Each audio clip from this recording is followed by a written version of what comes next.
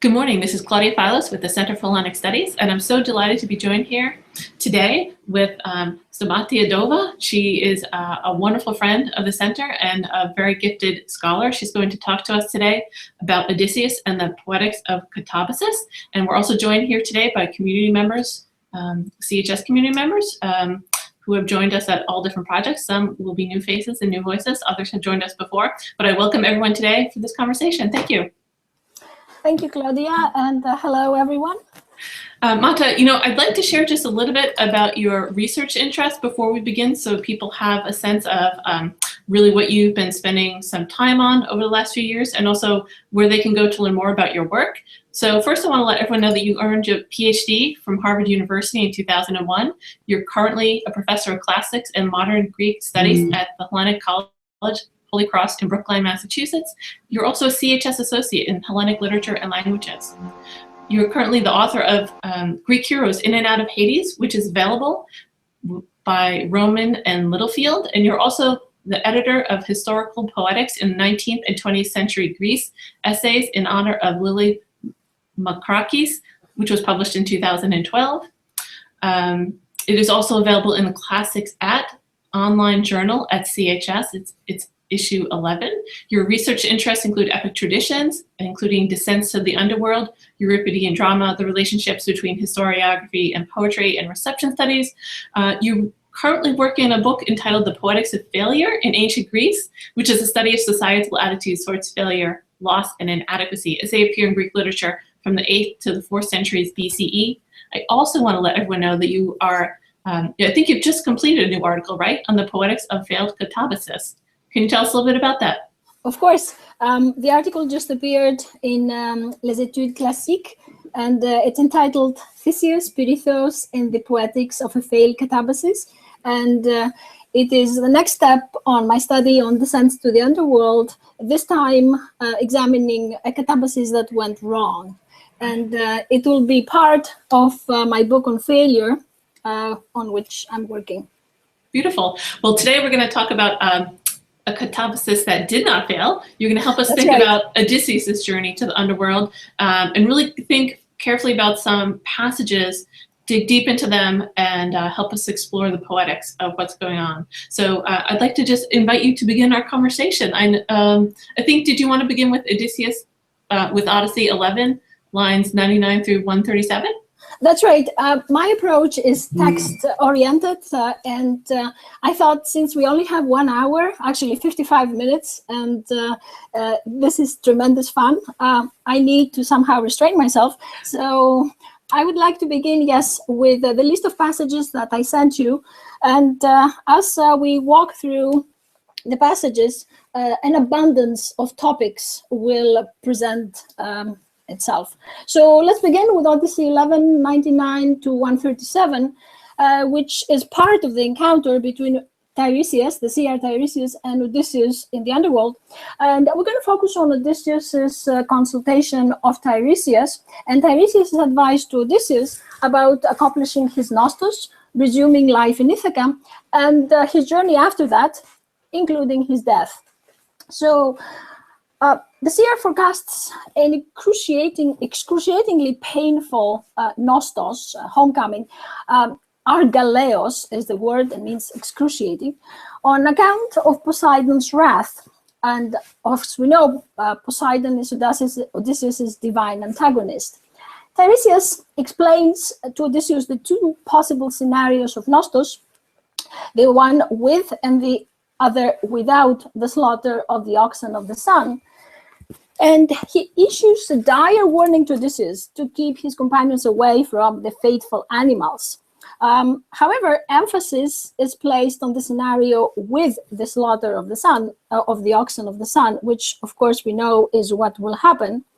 And this will bring Odysseus home after a long, painful, arduous journey on somebody else's vessel, having lost all of his companions. He will find troubles at home. He will find arrogant men wooing his wife and devouring his goods.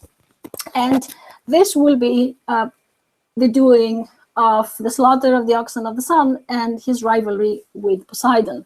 However, Tiresias also has a post-Nostos, post-homecoming prophecy for Odysseus. After he defeats the suitors and establishes himself in Ithaca, Odysseus has to resume his traveling south and set out to a journey on a landlocked land where people don't use salt in their food and know nothing about the sea. He needs to take an oar with him, and as he will journey, once he comes across a wayfarer who mistakes the oar for a winnowing fan, then and there Odysseus has to fix the oar on the ground, offer sacrifices to Poseidon, and turn around and go back to Ithaca, where he will offer hecatombs to the gods. And this finally will be the closure of the enmity between him, Odysseus, the ultimate mortal mariner, and Poseidon, his divine antagonist. And finally, Tiresias forecasts Odysseus' death. It will come away from the sea in blissful peace, and we'll find Odysseus at a ripe old age, living in prosperity, surrounded by his near and dear.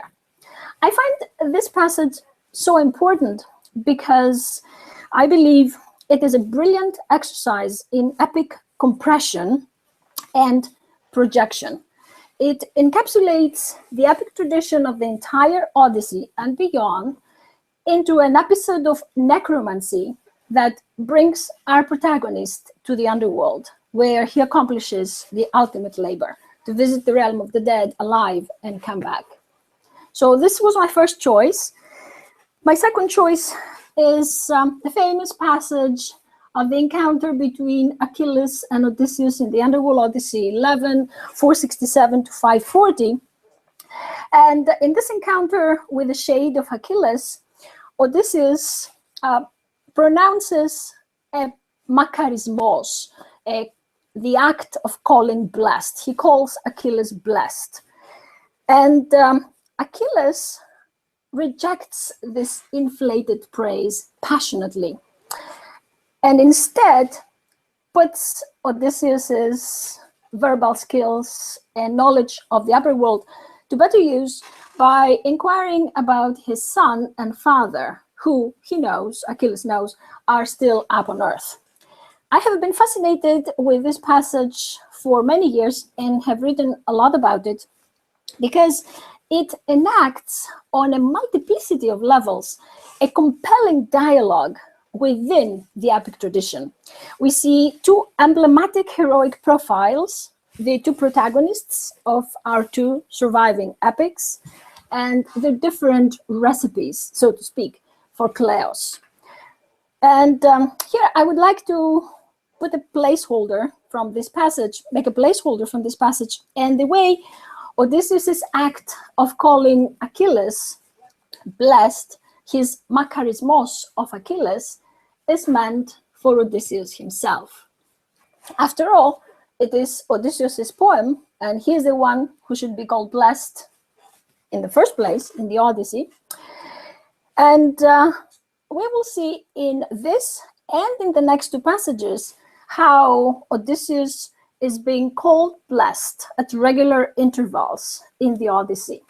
This is book 11, and we have Achilles rejecting the makarismos addressed to him by Odysseus. The technical term is makartatos, most blessed. And Odysseus' argument is that you, Achilles, you're the most blessed of all mortals, because when you were alive, we honored you like a god, and now that you're dead, you have great power among the dead. And of course, anyone who has read the Odyssey knows that Achilles was not honored like a god in the Odyssey, in the Iliad.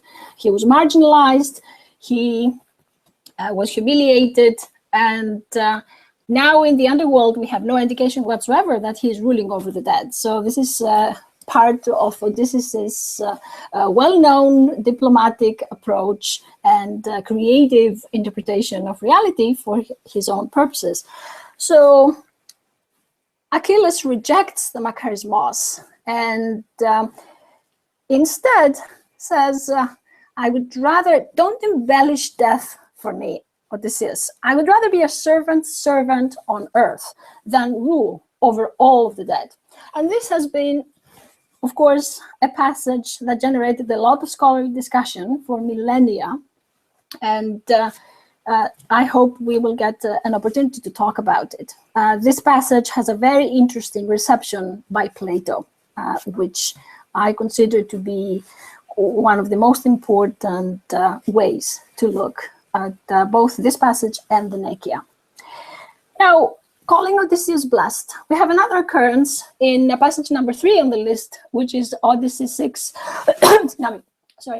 148 to 185, where we have the supplication scene of Odysseus to the Phaeacian princess Nausicaa, and he ponders on how best to approach her, whether he should use the ritual gestures, get near her, touch her knee, or he should keep his distance, which is what he decides to do eventually. And after the standard identity inquiry, and after asking her whether she is a goddess, in which case he would think that she's Artemis, or a mortal, in which case he calls his parents and her siblings blessed, he finally calls most blessed her future husband, the man who will successfully court her with wedding gifts and bring her home as his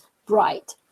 And of course, we soon find out from the Odyssey that Nausicaa would gladly assign this role to Odysseus. Nausicaa would like to marry Odysseus.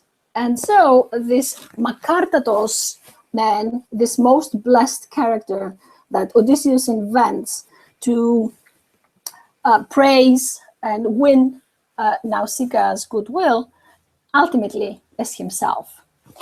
And as a closure, we are at the very end of the Odyssey. We're in the 24th book, in the second Nekia.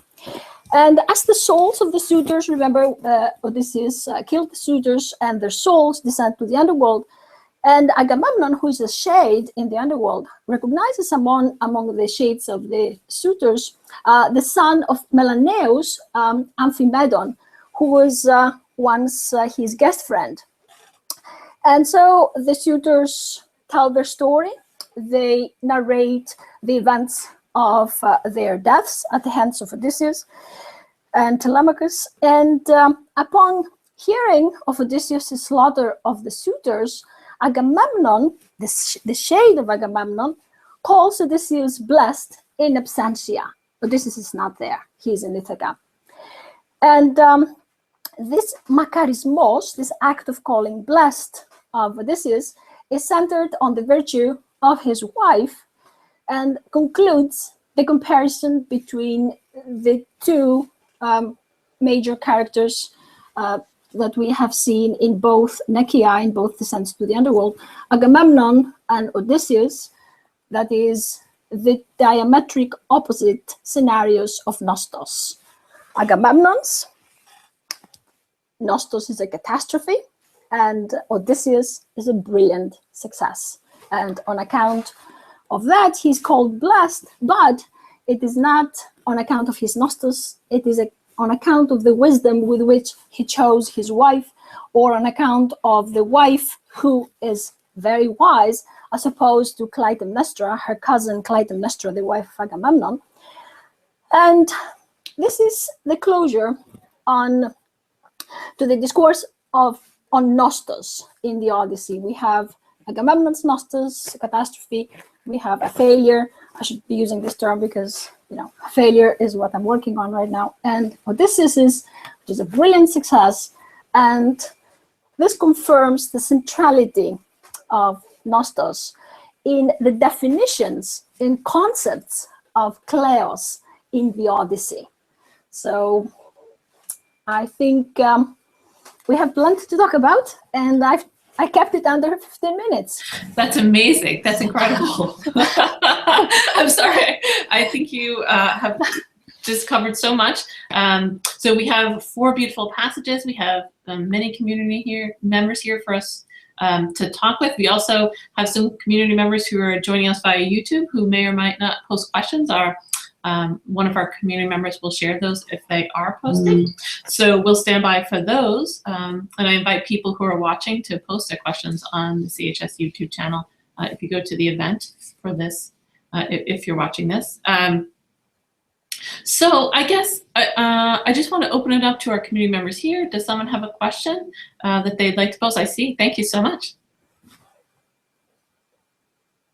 Yes, you're muted. Yes, please. Okay. Maria, thank you. Thank you very much, Professor Dova, for this inspiring introduction. I'm Maria Xantou. I'm a teaching fellow at the University of Leeds. I hope many of my students attend our talk because this is a very fascinating topic that we've just discussed in the class.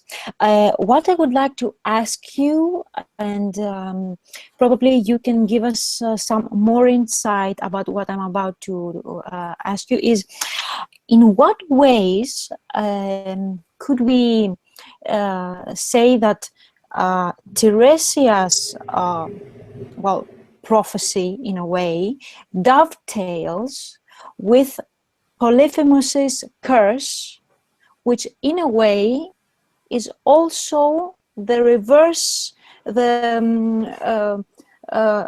a reverted version of Tiresias's prophecy. Thank you, Maria. Very nice meeting you, and thank you so much for the question.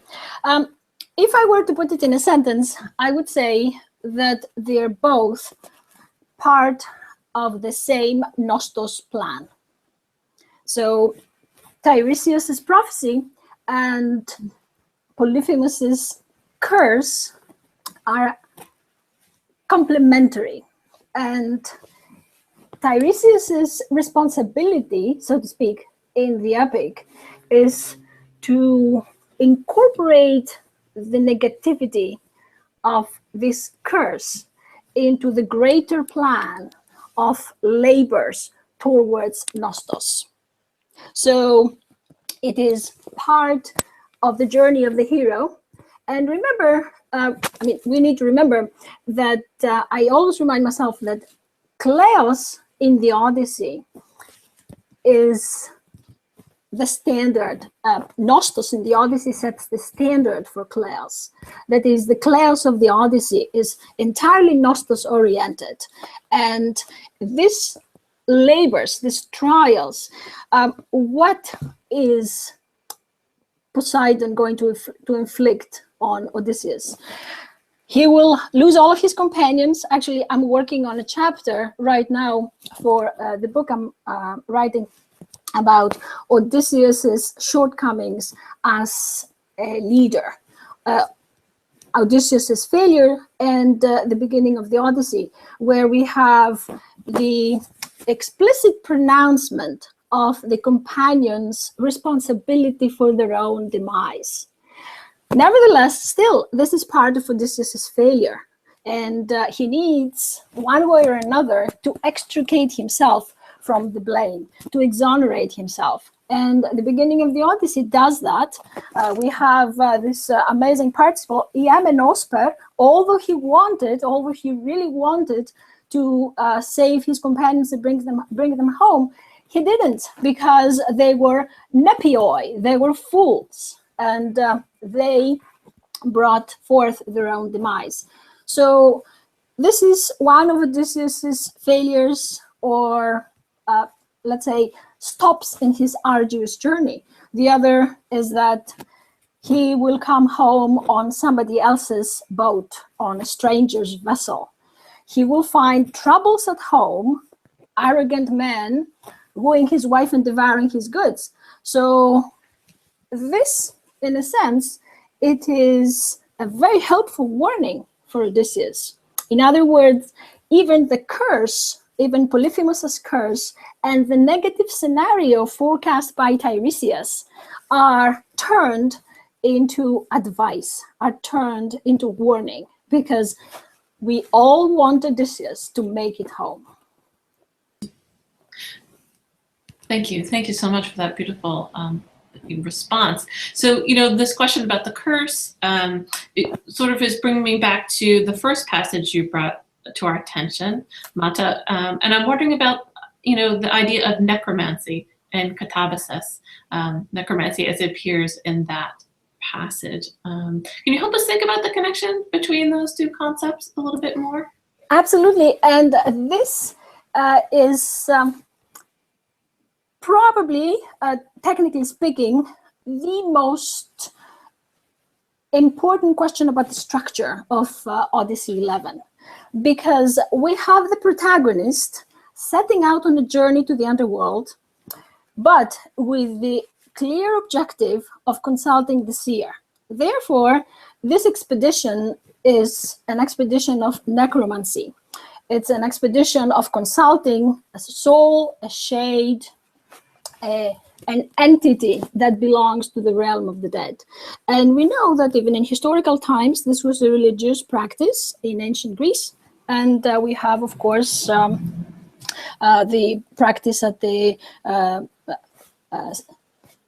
shrine of Trophonius in Lepadia and many other in Greece. So what Odysseus does is not really go to the underworld. He goes at the very entrance. If you see, for example, reconstructions of the famous painting of Polygnotus at Delphi, where you have a painting of the underworld that is now lost, but we have information through Pausanias and we can reconstruct it. Odysseus is at the very entrance of the underworld. He barely makes it to the gates of the underworld.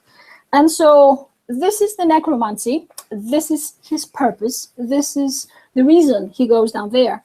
But at the same time, he is there, and we are here, and we are his audience. So are the Phaeacians. So are the multiple audiences of the Odyssey over the millennia. And so we need to hear something about his adventure. We need to get a glimpse of the underworld. And it is very important to see how the poetic tradition of the Odyssey has incorporated features of a katábasis. You have the promenade to the underworld. He sees some sinners. He sees the famous women. And he has encounters with his former companions from Troy. Now, the encounters with his former companions from Troy, he has them he narrates them in order to please King Alcinous, because this is an episode of the series that Alcinous would like. And the catalog of women, the catalog of famous heroines, this is to please Queen Arete, because this is the episode she would like from the series. But it is very interesting to see how they are incorporated. The verbal exchanges with his former companions from Troy, that is Agamemnon and Achilles, are very powerful imaging pieces. They are profiling devices. And Odysseus comes out of both a winner. And the implicit comparison with his former companions in arms clearly tells us that he did great. Even though he is in such hardship, he did so much better than them. And he has great promise for the future. And then he sees how is his encounter bracketed. It is bracketed by the anti-hero. His katábasis is bracketed by the anti-hero of the Odyssey, who is Alpenor. He is the first character, the first shade he sees, somebody who hasn't really made it to the underworld because his body lies up in the upper world unburied, and the hero of the Iliad, who is the last person he has a conversation with. And there are two encounters that are semi-silent, that is, we have an address that remains unanswered. We have Odysseus' address to Aias, and Aias just walks away from him in contempt. And then we have Heracles' address to Odysseus, which Odysseus does not reply to. He has nothing to say. He's a hero from a different generation. So the katábasis is a descent, although not a thorough exploration of the underworld. We have an adaptation of the features of a descent to the underworld for the purposes of our poem. everything happens in context. That is super helpful. So I want to invite everyone else to ask questions too. So if they have a question, I invite them to raise their hand. Bill, please. Hi, this is Bill Moulton from Alaska. I've always got a question about something. So, you know, towards the end of the Odyssey, we find out that Menelaus is going to end up in the Isle of the Blessed. So in your studies, how do you tie Hades into the Isle of the Blessed and explain all that? Should I just answer from the top of my head and say I don't, because they're totally incompatible. And they are incompatible from one perspective, that is, the Isles of the Blessed and the White Island are desirable destinations. They are loci of eternal, blissful afterlife, as opposed to the Underworld, which is a place of very glum and dark existence about which no resident is happy. Everybody laments the fact that they are confined in the eternal darkness. But I thank you so much for bringing this up, because I wanted to just place emphasis on the fact that Odyssey is very honest about keeping Achilles mortal. And that's why we see him in the Underworld, because this is something we don't have to observe. The epic tradition could place Achilles in the Isles of the Blessed or in Leuci, as other parts of the epic tradition does, but the tradition of the Odyssey is keeping its word and making Achilles entirely mortal. So can I ask Manta though, I mean, is there an opportunity for mortals to get this kind of blessedness? I'm thinking in particular about some things that you've written in your books and articles about the kind of gold tablets that that we have evidence of, right? Can you share some about that? Yeah, there is, and the gold tablets and all the tradition of preparing for the afterlife are not directly connected to the Nekia, but they are indirectly connected in the sense that they are preparing mortals about the great journey. And the way I put it is that because of their broader affinity of topic, sorry, I was distracted. There's something. Yes, sorry. Yeah, please, yes. Both the tablets and the Nekia, as well as other texts, show our concern with preparation for the afterlife. And what fascinates me is that we do have gold tablets that not only give specific instructions about where to go, what to say, how to answer specific questions, but also there's a pronouncement that if you do these things, you will rule over all the other heroes, which is, you know, practically what Odysseus tells to Achilles in Odyssey 11. Right. So we have to keep in mind that this is a very rich tradition, and although it's not contemporary to the Odyssey, and we cannot draw direct analogies, we have to be able to make connections between the priorities, the human priorities, both spiritual and ritual, that these texts serve. Right, and I mean, these connections you're pointing out, they just help us understand really the depth of the poetics of these traditions, right? I mean, these are different poetic traditions, and yet they're really helping us think about each other, I think. So I think Sarah may have a question from a participant via YouTube. Sarah, you want to share that? Yes, this is a question from Hellenic College, and she's asking about how that Odysseus failed twice with regards to his companions. First, he didn't listen when they told him to leave the cave of Polyphemus, but secondly, he did listen when they wanted to land on Thrinacia. And so she's wondering what your take is on this particular failure. Absolutely. Odysseus fails repeatedly. And in order to define his failure, we also have to define his success. What makes a successful leader? The preservation of his crew, right? So Odysseus fails to preserve his crew, and the Odyssey acknowledges that fact from the very beginning, but also makes allowances. So Odysseus fails on multiple occasions, and even on the island of Circe in Aeaea, he insists that they have to go back and see what is happening with the part of the crew that has been transformed into pigs by Circe. And of course, he's asleep when his companions slaughter the oxen of the sun. So it is self-evident. And actually, somebody posted a comment, Kevin McGrath. Hi, Kevin. That 80% of the Odyssey is, actually the comment is not still up, so I cannot read it. Oh, sorry, I can read it. So our participant Bill Moulton had noticed that Kevin McGrath has estimated that about 80% of the Odyssey is being told by Odysseus rather than Homer. He's wondering what your estimate of that statistic might be.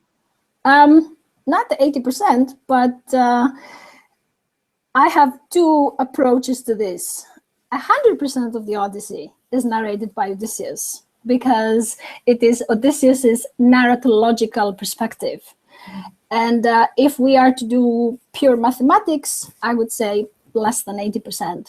Just the passages where Odysseus is the poetic first person. Right. And I read another comment. Would you like to read it in case it disappears? Is there a connection between the way Telemachus goes? Oops, lost. Okay, yeah. So is there a connection between the way Telemachus goes to search for answers about his father's Nostos? Telemachus goes to see people who are alive, Menelaus and Nestor, who in spite of his name failed to bring back home his own son and also Odysseus. Right. I have two quick points as preliminary points in my answer. Point number one, a descent to the underworld is something extremely challenging, and from a narratological point of view, from a plot point of view, it has to be reserved for the protagonist. It is not something that his young son, who is barely entering adulthood, can do. So the descent to the underworld has to involve Odysseus. He has to meet Tiresias. It is part of his journey. But also we need to keep in mind that Telemachus's initiation into active life and into being a son who is in charge of the information campaign about his father is a journey that starts at the same time as Odysseus's journey of approaching Ithaca. So at some point they both meet, and they both meet when their respective journeys have ended. So Telemachus does very well. He meets his father's former companions in arms, and the purpose of these encounters is not only to collect information and get closer to the realization that his father will come back, but also to get their approval. He is in search of the father, that is, he is in search of himself. And since his father is away, it is only father substitutes who can show the same approval and the same positive reaction to Telemachus as his father would.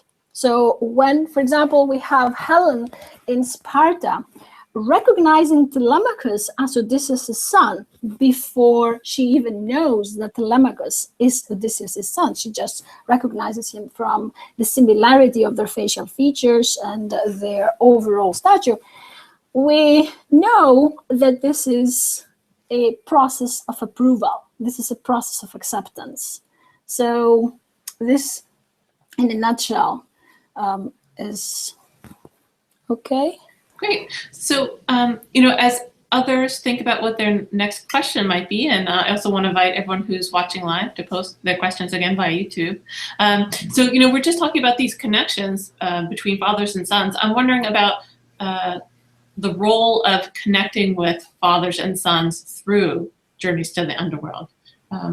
So, you know, when Odysseus goes down to the underworld, he asks about what's going on with his son and his wife back home. He connects with Achilles. Achilles says, what's going on with my son up there? Can you help us think about that aspect of the journey to the underworld? Of course, because this way the hero locates himself in time. He asks about his father, he asks about his son. And these are his major obligations in life. In a patriarchal society, of course, he will take care of his wife and mother, but his status as father and son is defined by how his son and father respectively are doing. So the fact that Laertes lives in squalor, is isolated, marginalized, and practically has withdrawn from life reflects on the fact that Odysseus is absent. It shows that he's lacking the filial protection that Odysseus would have been able to offer him had he stayed in Ithaca. When Achilles asks Odysseus in the underworld, tell me how my son and my father is doing. Is my father being oppressed by rivals for the throne? Are they harassing him? Are they giving him a hard time? If only I could resume my former strength and be there and defend him, they would really regret it. And this is, of course, a contrary to fact, because Achilles will never be able to come back to life and defend Peleus. So here we have it. It is this sense of unfulfillment. However, for Odysseus, this sense of unfulfillment is temporary. For Achilles, it's permanent. And this is another point of comparison between Odysseus and Achilles.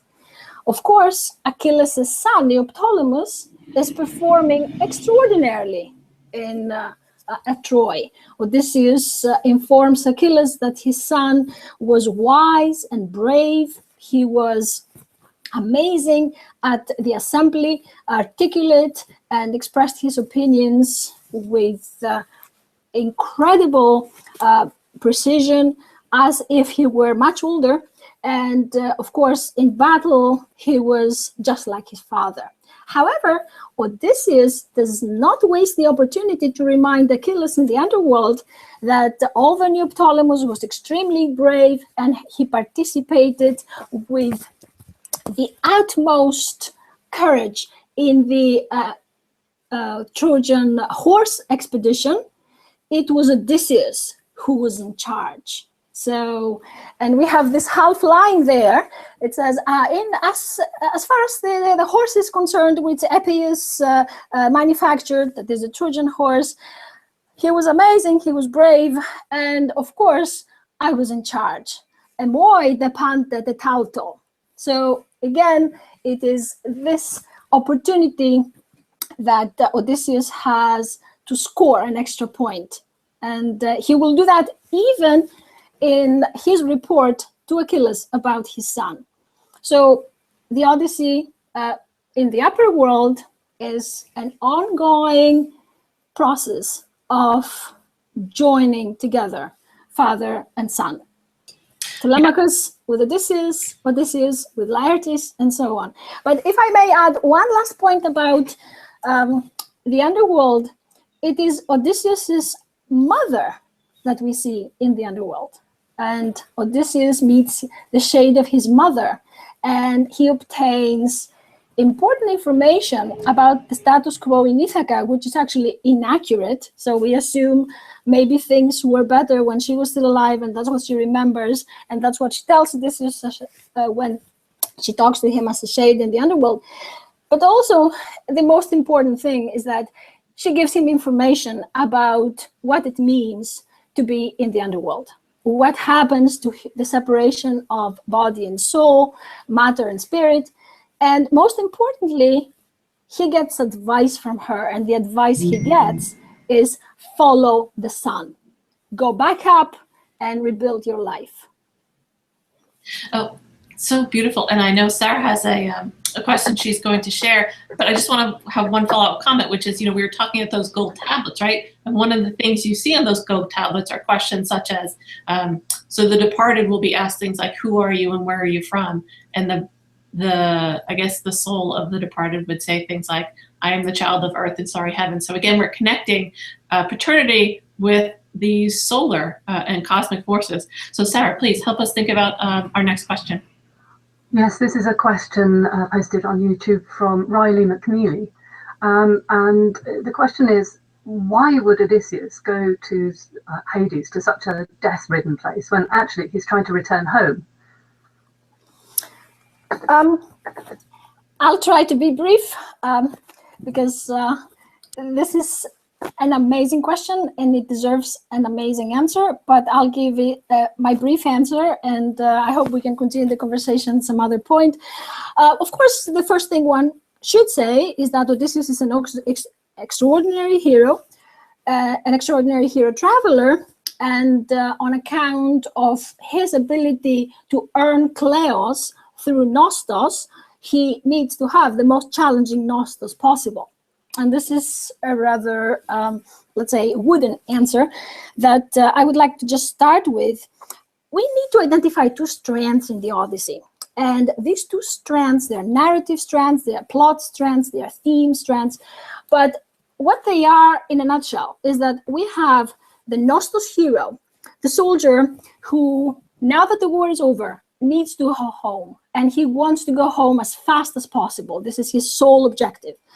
And we have the hero explorer, the hero traveler, who is out to prove himself by exploring the world, by defeating monsters, by engaging into relationships with exotic princesses and goddesses, and most importantly, to bring home memories, experiences, and to establish himself as an extraordinary hero traveler. Now, these two strands often become incompatible in the Odyssey. And this is why we protest. Why on earth does he have to wander about for 10 years? He just needs to get his act together and go home. But part of him becoming the hero of the Odyssey is making those stops. And this is, to me, the most important structural guideline as to why we have to have all the traveling in the Odyssey. The other pertains to the Nostos hero. Not only the Nostos hero, but the veteran hero, the veteran coming home. And here I would like to point out all the studies on veterans who are coming home and the challenges they face in reintegrating themselves. And from this point of view, Odysseus' journey seems to match very much the experience of a veteran who is coming home after a long absence. Thank you so much. And I think I see Sarah's hand again, but I also want to invite our participants who are here in this Hangout to ask a question. Sly, David, anyone we also haven't heard from. So, Sarah, could you go quickly and then we can get another question maybe? Yeah, so this question is again from YouTube, and it's from Georgia Strati. She asks, is Odysseus, by narrating his katábasis to the Phaeacians and thus reworking it himself, is he accomplishing his definite transition from the Odyssey of the Iliad to his other, or if not other self in the Odyssey, and by doing that, making his own apobasis in his own epic possible? I cannot see the question, so... Okay, so can I just invite you to move your cursor over to the left-hand frame and click the blue note button? It should bring up great. Did that help you? Yeah, well, the last question has not been posted yet, but I think I caught the anabasis part. Okay. I caught the anabasis part. Okay. And I'd be happy to reread it. No, I can see it now. Oh, okay. Yep. By narrating his katábasis to the Odysseus, by narrating his katábasis to the Phaeacians and thus reworking it himself, accomplishing his definite transition from the Odyssey in Iliad to his other, if not other self in the Odyssey. and continuing by doing that, making his own anabasis in his own apobasis in his own epic possible. Thank you. Yeah, absolutely.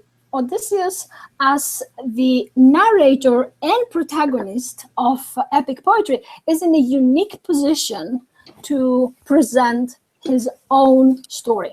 So this is a privilege, and Odysseus takes full advantage of it. He does a great job, and most importantly, it is the apologoi that establish Odysseus as a great hero, explorer, and hero of Nostos, because it is this narrative of his own adventures that completely awes the Phaeacians, and then his Nostos is guaranteed. Now, his Iliadic self is still there. We know Odysseus as fairly brave, as a fairly distinguished warlord from the Iliad, but in the Odyssey, he is really the man who took Troy. So he is Ptoliporthos. He is the one responsible for the fall of Troy. And this is the badge he wants to wear. This is the hat he's wearing in the Odyssey and the tradition of the Odyssey. But even that does not attract all of the audience's attention. It is the most important item in his identification. It becomes his identifying feature, because remember, Odysseus has suppressed his identity at the palace of Alcinous until well into his presence, into the narrative.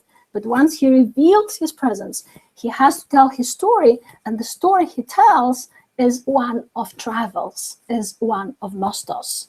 And so this is the ultimate narratological device that enables Odysseus, as both a narrator and protagonist of epic poetry, to transition from one tradition to another. Thank you. I'd like to invite everyone else here. Does anyone have a question to follow up on what we've talked about? Do you want to raise another topic? All questions are welcome. I was wondering about the golden tablets. I don't have a reference for that. I haven't heard of those before. Where's that from? If I may refer you to part of my book, in the first chapter, I discuss some of the analogies, and I'll be glad to continue the conversation with you after that. They are gold tablets that were placed on the dead body and had instructions on what the deceased should say to the guardians of the underworld, to whoever he encounters there. So, of course, this is another simplification, but their function was to be instruction tablets, instruction pieces of metal. They have been discovered in several places around the Mediterranean, including Thurii in Italy and in several parts in Greece. And this is what they pertain to do, but also what they reveal is that there was an entire training program of ritual admission into the underworld. That is, the people on whose bodies they have been found, they had been preparing for the afterlife quite before their deaths. That's fascinating. I'm pretty fond of the Egyptian Book of the Dead. That's clearly the same thing. Yep. So, Mata, you're helping us think about the some of the rituals associated with these tablets, which could be sort of rolled up and put into amulets, and we found them in other contexts similar to that. I would like you to help us think about sort of the ritual and cultural aspects of this moment of calling someone blessed. Is that related to, let's say, funerary context, or is that related to, or where do we traditionally see this kind of speech act? It is a speech act of rituals, of religious rituals. And if I were to give a quick answer, I would say that it is a feature of religious rituals that pertain to improving the condition of the mortal. In other words, it can be part of mysteries, it can be part of religious rituals, and it is the gateway to a blissful, usually afterlife, or in general, ritual happiness. Okay. So making this pronouncement is part of helping. Yeah. It's like the Beatitudes. Anyone who is familiar with the Beatitudes, someone is called blessed on account of several qualities. Now, these qualities can be innate, but they may also be acquired. That is, they may have to do with some preparation, ritual preparation, religious preparation, some steps the person is taking to improve their overall preparation for the afterlife, or for their overall relationship with the divine. Mm-hmm. And this is why it struck me to see it in the Odyssey. We see it in the Odyssey, not in a ritual context. The context is very suggestive because we are in the underworld, and we could say that is there a more ritual context than that of the underworld, than the katabatic context where we have a person who is alive visiting the realm of the dead? And of course, who is that most blessed in the underworld? It is not one of the shades, it is the person visiting. It is someone who visits the underworld to acquire the knowledge of afterlife. It's a good day we get to sit and think about these beautiful topics, right? I mean, it's an amazing thing. But you see, it is, I'm sorry to interrupt, it is also part of his pursuit of personal fulfillment. The descent to the underworld, and actually the previous caller who asked the question, why does he have to go to the underworld? It is part of his pursuit of personal fulfillment. And Odysseus exhibits an astonishing stability in his pursuit of personal fulfillment. It is perseverance that really wins him the kleos of the Odyssey. And what is the kleos of the Odyssey? Is nostos. But it is a life-oriented kleos. It is not a death-oriented kleos. It's just that now that he has gone to the underworld, he has become what? He has become twice dying. He has become dysthanes. And that's what Circe called him and his companions who went with him to the underworld. Beautiful. I think Sly has a question. Suzanne! Hello, how's it going? Can you hear me? I can hear you, Suzanne. Welcome. Hello, such a I'll pleasure. turn my video on. Yep. So thank you so much, Mata. I love your talk, especially how you address failure, because honestly, failure is so necessary, right? Because I mean, if you usually failure leads to the worst case is death, right? And so here he is in the underworld. So, but it's not a failure. So he somehow overcomes his failure in a way. And so I was just wondering if your work on failure, like how you relate it to this particular, like the underworld scenes, and how necessary is failure, and a reconceptualization of failure as an, incentive or an impetus towards success. I mean, what are your thoughts on that? Thank you, Suzanne. Thank you so much for joining us. Again, really quickly, failure is necessary. I absolutely agree. And it is not a coincidence that the first shade Odysseus encounters in the underworld is the anti-hero of the Odyssey. Mm-hmm. In other words, Elpenor is the embodiment of failure in the Odyssey. So Odysseus is juxtaposed with this unsuccessful scenario of descent. His own descent will be successful. Now, moving on, in the encounter with Agamemnon, again, we have an explicit comparison of their respective nostoi, and Agamemnon's nostos is a failure, and that cannot change. It has been a failure from the beginning. He set foot on Argos, and that cannot change. However, Odysseus's will be a success, and Agamemnon serves as a foil for Odysseus. And finally, a failed katábasis. Odysseus is, as Claudia said at the beginning of the hour, which I'm afraid is running out, Odysseus's katábasis is not a failure, it's a success. And this is the intention, this is the authorial intention of the tradition of the Odyssey. Now, we have other narratives of failed katábasis, and this is the katábasis of Theseus and Pirithous, in which case they go down, but they're kept prisoners there forever. And it is only in some cases after Heracles saves one or both of them that they make it back up, and this is a pretty disgraceful anodos, pretty disgraceful ascent. So failure is necessary, and it's the juxtaposition of Odysseus and his companions that shows how his weak spots are, let's say, covered or disguised by the Odyssey. Mm-hmm. And also the fact that Pirithous and Theseus are two of the heroes he wanted to see in the underworld, but he never does because he runs out of time, or he has to cut his visit short. So failure is everywhere, staring us in the face, but somehow our hero can wiggle out of this. Thank you. Thank you so much. I know we have a couple of the questions.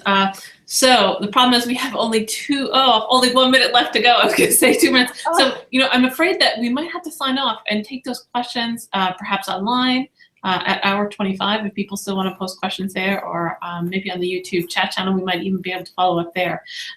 So I just want to take this time to thank you, Mata, for joining us. I want to let everyone know again about your book, Greek Heroes in and Out of Hades, which is available through Rowman and Littlefield. And if you had other thoughts about where we could go to learn more about your work, where would you send us? Well, my bio on my faculty webpage has all of my publications. Sure. This new article on katábasis is on Les Études Classiques, and I hope to have my second monograph out in a year. Right. So I just want to remind everyone also that your full bio is available on the Hour 25 website on the posting that is related to this event. Everyone can find that there, along with the focus links to the focus passages that we discussed. They'll also find links to other topics that came up, maybe books that were mentioned.